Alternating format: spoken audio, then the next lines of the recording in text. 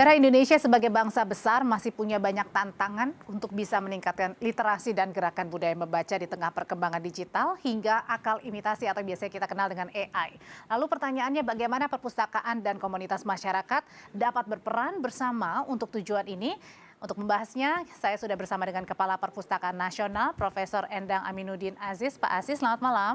Selamat malam, Mbak Audrey. Dan hadir juga ada penulis dan pegiat literasi Maman Suherman. Kang Maman, selamat malam. Selamat malam, Pak.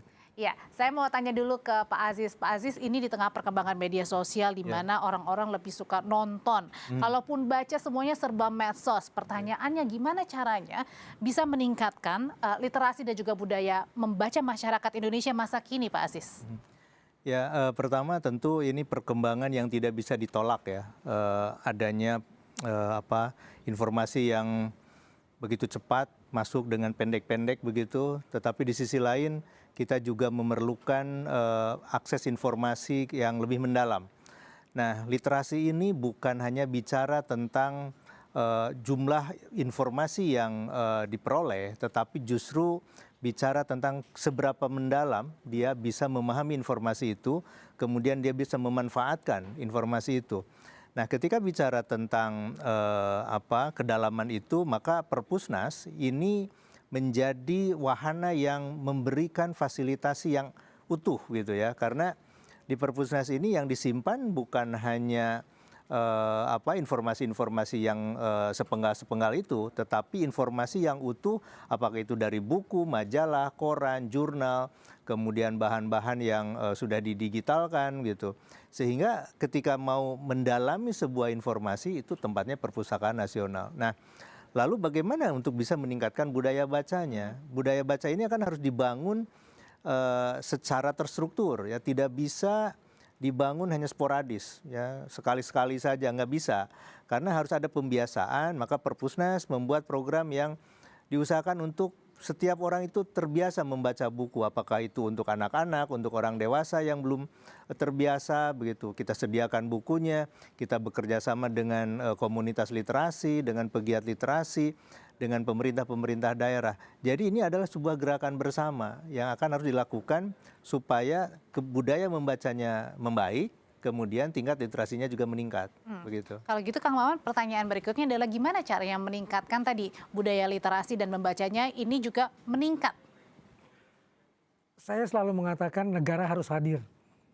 Perpusnas kali ini memberikan bukti-bukti tersebut, misalnya bersama-sama komunitas membentuk relawan literasi masyarakat.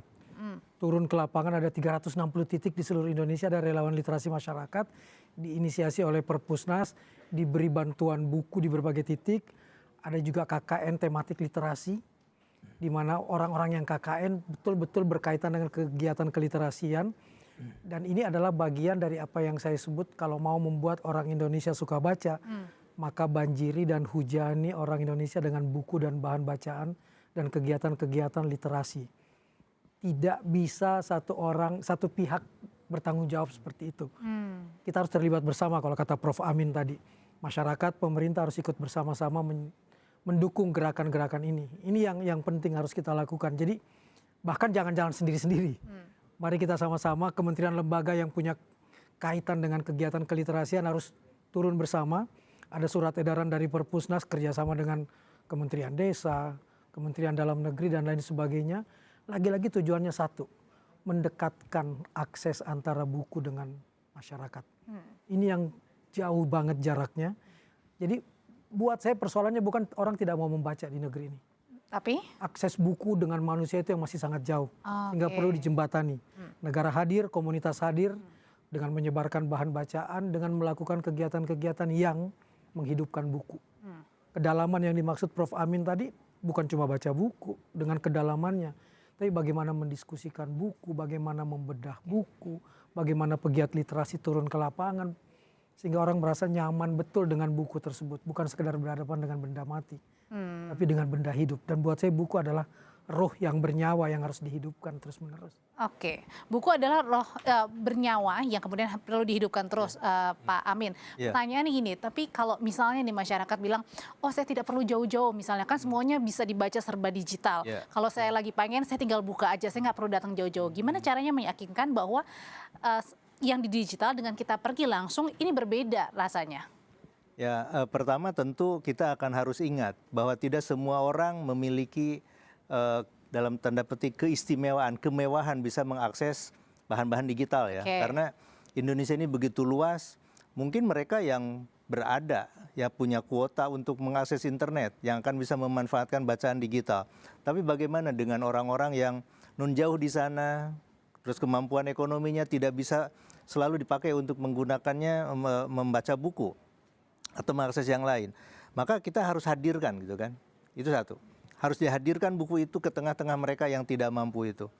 Kemudian yang kedua, apa bedanya antara membaca yang digital dengan membaca yang fisik? Nah, ketika kita membaca secara fisik, ada interaksi secara psikologis ya antara diri kita dengan buku. Ketika kita membuka lembaran-lembaran buku ini, interaksi antara jari kita, mata kita, ini akan berbeda dengan kita membaca yang bentuknya digital. Karena apa? Ketika kita membaca secara digital, mata kita terfokus betul kepada layar, kemudian kita cepat lelah. Iya, betul. Nah, kelelahan ini yang membuat orang malas membaca pada akhirnya. Sehingga lama orang Atau distraksi juga ya Pak biasanya ya? terdistraksi.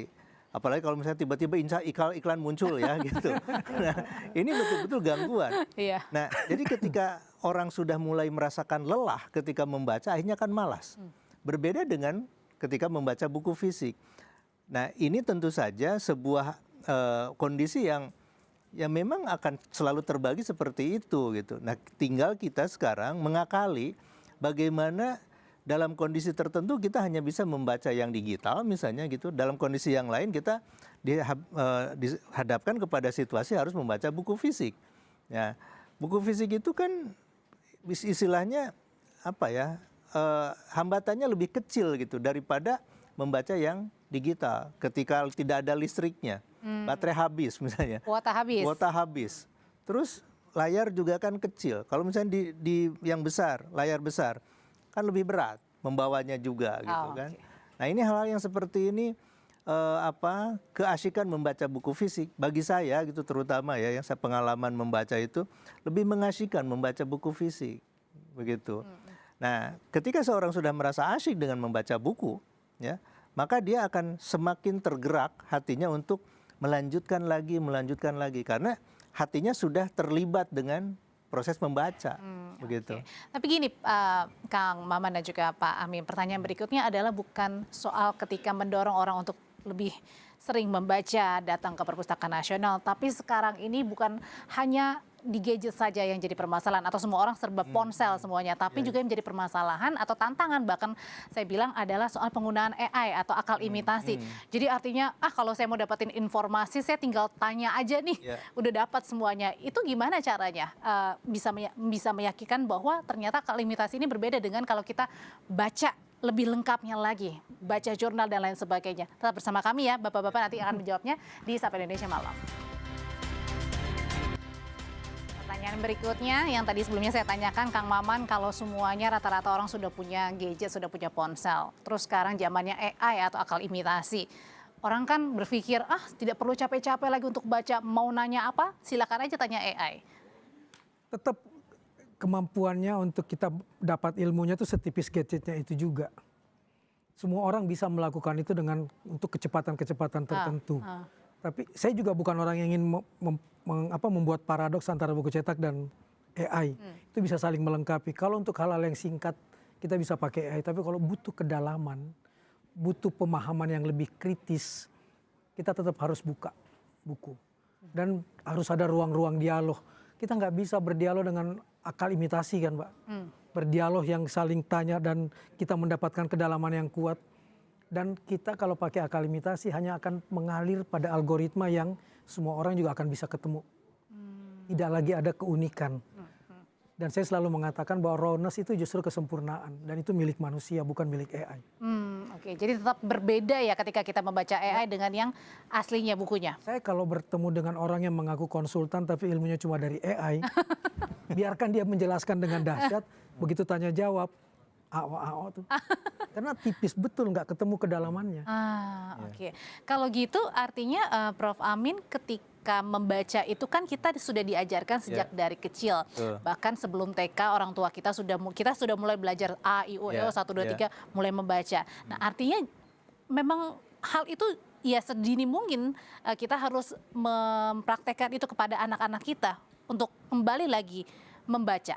Ya, proses membaca itu kan dimulai dari niat dia mau membaca ya. Ada yang disebut dengan pra membaca. Ketika mau menentukan sebuah buku, saya mau baca itu. Kemudian mencari buku itu adanya di mana. Itu sudah mulai dengan proses itu. Kemudian ketemu dengan bukunya, dia baca. Kemudian setelah membaca, dia menjadi paham. Kemudian dia meneruskannya dengan tindakan-tindakan yang diperlukan sesuai dengan niatnya tadi. Nah, praktek ini yang kadang-kadang tidak ditemukan ketika kita membaca melalui tadi kecerdasan buatan. Karena apa? Tiba-tiba informasi itu datang menggeruduk kita, kemudian kita susah memilahnya. Nah, ini yang justru menjadi penting untuk disampaikan kepada siapapun yang mau membaca. Kita ajarkan bagaimana proses membaca itu seharusnya terjadi. Nah, ketika kita membaca melalui AI, ya kan pendek-pendek, cepat-cepat gitu ya. Ini kan sebetulnya bisa dikatakan trade off ya antara kecepatan dengan kedalaman. Nah, mencari informasi melalui AI, ya cepat sekali. Dalam hitungan detik sudah datang. Ketika klik, langsung keluar. Nah, tetapi ketika misalnya kita mau mendalam, tidak bisa dengan AI. Kita tidak bisa berdialog seperti dikata Kang Maman. Nah, karena apa? Juga kita harus hati-hati tentang informasi yang diperoleh melalui AI ini, melalui kecerdasan buatan. Karena bagaimanapun, artificial intelligence ini pertama tidak punya hati, ya, tidak punya rasa, dia tidak punya logika, ya, logika dalam arti nalar yang seperti manusia, bisa menentukan baik buruk, benar salah, tidak punya moral, tidak punya etika. Ini AI. Manusia lah yang bisa menentukan. Misalnya ketika kita bicara tentang, katakanlah, kami kemarin ini diskusi tentang indeks pembangunan literasi masyarakat. Apakah kita akan menyamakan sebuah kondisi yang terjadi di Jakarta dengan yang kondisi di Papua, di NTT, dengan segala macam. Ketika data ini masuk, ya, diolah melalui kecerdasan buatan, semuanya ditafsirkan sama. Merata saja. Artinya kita tidak boleh membaca AI atau gimana nih? Bukan tidak boleh membaca AI, tapi kita harus menafsirkan dan memberikan masukan informasi kepada AI supaya dia tidak ngaco gitu. Jangan menyamakan kondisi Jakarta, akses yang begitu mudah, perpustakaan di mana-mana, ya, kemampuan orang untuk membeli kuota juga jauh lebih besar. Bagaimana kalau dibandingkan dengan di daerah-daerah 3T misalnya? Nah, ini yang kita harus definisikan ulang. AI tidak bisa kalau tidak kita kasih tahu. Nah, siapa yang bisa ngasih tahu? Ya manusia. Ya kita juga ya. Betul, gitu. Nah, karena memang ada keterbatasan-keterbatasan dari AI ini yang harus kita beri asupan. Jangan sampai si kecerdasan buatan ini justru menafsirkan sendiri. Ya. Ini yang kemudian ketika ditafsirkan sendiri, loh kok jadi seperti ini, jadi salah. Dan jangan sampai kita sebagai pembaca berita, pembaca informasi melalui AI ini terjebak oleh kepercayaan bahwa apa yang disampaikan oleh AI ini adalah benar semua. Itu yang tidak boleh terjadi. Dan ini kaitannya dengan tingkat kecakapan literasi masyarakat itu. Kalau gitu Prof. Amin, gimana juga caranya agar Perpusnas ini kembali mengingatkan bahwa kami ada loh di sini untuk membantu dan meningkatkan literasi masyarakat Indonesia yang saat ini penuh dengan apa-apa media sosial dan juga tadi AI itu sendiri. Nah, ini tantangan bagi Perpusnas, juga tantangan bagi pustakawan tentu saja ya. Karena di Perpusnas itu kan mayoritasnya pustakawan. Saya sering bertanya, masihkah perpustakaan itu dibutuhkan? Ya. Ini pertanyaan yang bukan karena saya orang baru di Perpusnas, saya bukan pustakawan, tetapi ini pertanyaan kritis supaya bisa membangkitkan perasaan bahwa perpustakaan itu tetap tidak bisa tergantikan oleh AI. Nah, bagaimana cara yang kami lakukan? Kami melakukan pelatihan-pelatihan bekerjasama dengan para pegiat literasi yang tadi disampaikan oleh Kang Maman, mau apakah itu Rel 5, ya, relawan literasi masyarakat, apakah pegiat yang tidak masuk ke Rel 5, KKN tematik literasi, termasuk di lapas, di puskesmas, memberikan pelatihan bagaimana cara membaca yang benar, cara mengolah informasi yang benar. Pada saat yang sama, kami juga memberikan fasilitasi kalau mereka mau membaca informasi yang terkait dengan hal-hal yang tadi mereka sebut cari, itu ada di Perpusnas. Ya. Ketika misalnya ada berita tentang sebuah kajian, ya, itu kan paling sedikit-sedikit saja kalau dari AI. Nah, lengkapnya silahkan datang ke Perpusnas. Nah, di Perpusnas ini tersedia referensi-referensi yang mungkin tidak ditemukan di AI. Apalagi kalau kita bicara tentang kekayaan hazanah keilmuan masa lalu. Ya, manuskrip-manuskrip ratusan tahun. Yang paling tua itu kan ada manuskrip yang usianya sudah dari tahun 1500-an. Dan itu nggak ada di ponsel Nggak ya? ada di ponsel. Kalau tidak dimasukkan datanya ke Iya, ponsel, hilang. tidak akan ada. Iya. Tidak akan ada. Kemudian aksara kita, Oke. ya, itu juga kan sangat unik. Tidak bisa dibaca tiba-tiba oleh AI. Ya. Nah, ini yang bisa tetap menunjukkan bahwa perpustakaan tetap diperlukan. Dan ini yang justru lebih penting adalah di Perpusnas ada manusia yang bisa diajak ngomong. Oh, oke. Ada komunikasi, ketika tidak tahu bisa seperti apa dia berikan layanannya, harus seperti apa dia melakukan pencarian informasi gitu.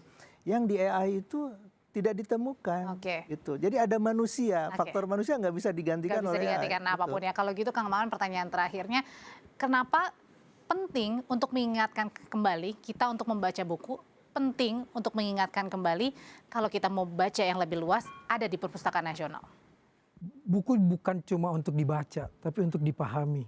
Dan untuk memahami itu tidak bisa kita hanya berdialog dengan AI atau dengan buku itu. Tapi juga harus menghadirkan manusia-manusia untuk berdialog dengan buku tersebut. Seperti hanya kita mengajak anak kita membaca, dia nggak akan bisa membaca kalau dia nggak lihat contoh bapak ibunya juga senang. Dan tatap muka itu punya kedalaman. Human library, perpustakaan yang menghadirkan manusia, itu nggak bisa dihadirkan oleh AI. Contoh sederhana nih sebagai penutup. Oke.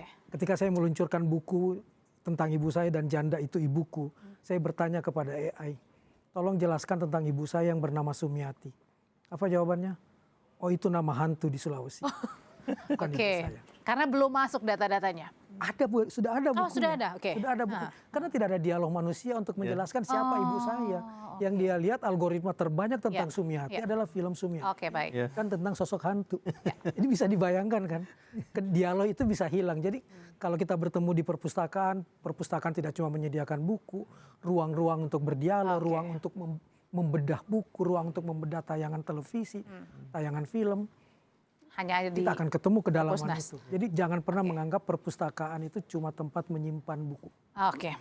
Baik, sudah kita tangkap pesannya. Terima kasih Prof. Terima Amin, kasih. Kang Maman, terima kasih. Semoga ini juga menambah lagi minat kita untuk kembali membaca buku dan juga meningkatkan literasi masyarakat Indonesia.